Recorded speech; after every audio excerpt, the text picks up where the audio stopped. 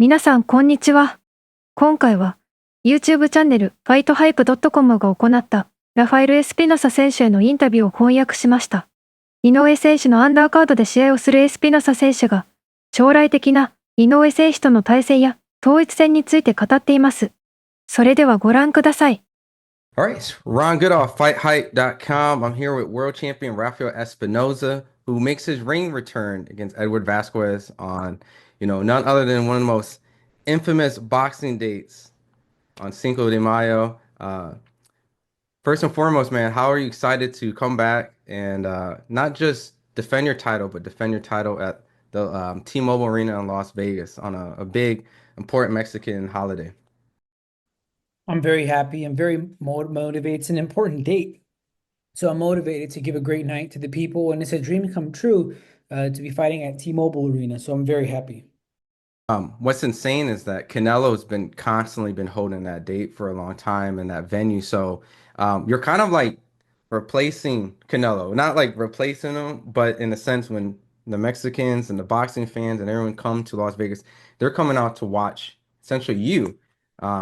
Is that just kind of crazy to think that you'll be able to fight on that type of historic day where all the traditional, legends, Chavez, Canelo, everyone's fought on? Yes, without a doubt. And it's a great responsibility, but I take it as a source of energy, as motivation, something that, I probably wouldn't even be able to believe it. But I'm going to take advantage of it. And I'm going to tell the people, I want to tell the people that I'm one of the new faces and that I want to represent those important dates. Absolutely. Getting to your opponent, Edward Vasquez, he's a guy who's fought good competition. His only losses against, Raymond Ford and Joe Cordina, which he gave good efforts but he's never been stopped, and he has a good record with 17 wins, and he's coming off two wins now. What does he think about his opponent, and does he think that he'll be, potentially the first guy to be able to get him out of there? Yes, he's a great fighter. He's going to come with everything. And it's a great fight. That's why I chose him, because that's how we can have a good event. I never like to say things like that. I never talk. I didn't say I'm going to knock him out or not. I just go in there and do my job. If the knockout comes, then it's welcome. If not, then I'm still going to win. That night, however, I will win for my people. After he knocked out Sanchez and then recently the rematch for Robeisy where he stopped him in the sixth round, has it been difficult for him getting opponents for this fight? Because I know a lot of fight fans, they kind of claim that he is kind of the boogeyman. A lot of people feel like he's the guy that other people may not want to fight. Yeah, any fighter who has the opportunity to fight for a world title, I think they're going to accept it without even thinking about it. It's not that I want to be the most feared or the boogeyman. I just want to be the toughest and the strongest one. And I hope that doesn't happen, being the boogeyman or the most feared one, because it's going to be hard to get fights like that. There's a kid named Shu Shu Carrington.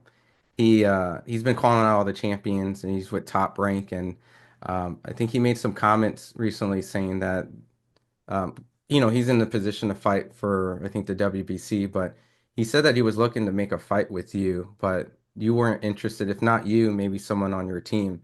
Just wanted to see if that was any truth, and if not, would he entertain a fight with Shushin Carrington? If not now, maybe if he's a champion later.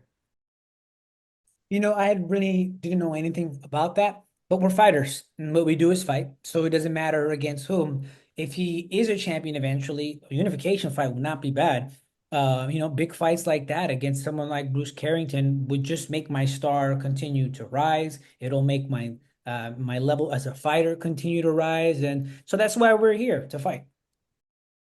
I know he's answered this in the past where he would like to fight, Nick Ball or Angelo Leo, and even before mentioned that he would like to fight Inoue. But I wanted to get his thoughts that because he would be the co-main to Inoue's fight, they're essentially two champions, double header for Cinco de Mayo.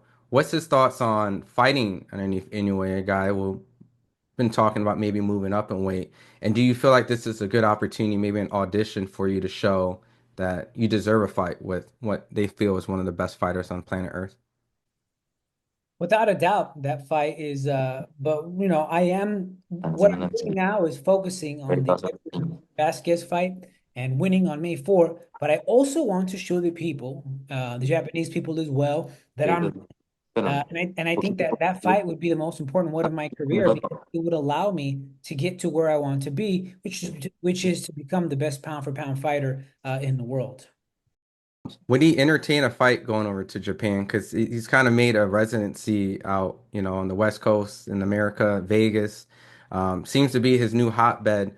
But would he go over in Japan and, also defend his title over there to show the Japanese fans that, he's someone that could travel overseas and willing to fight anyone at any time?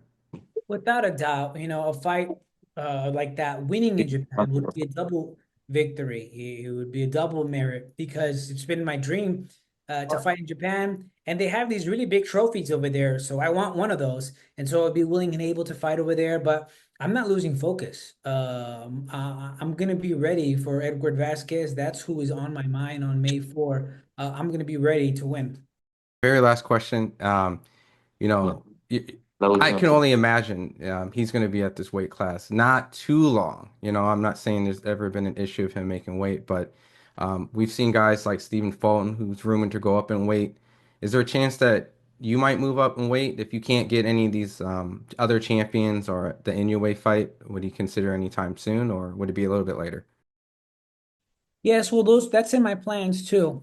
Though I would really like to try to unify and get big fights here, but it also depends a lot on my body and how it responds. But yes, my plans are to move up and to continue winning fights in different divisions.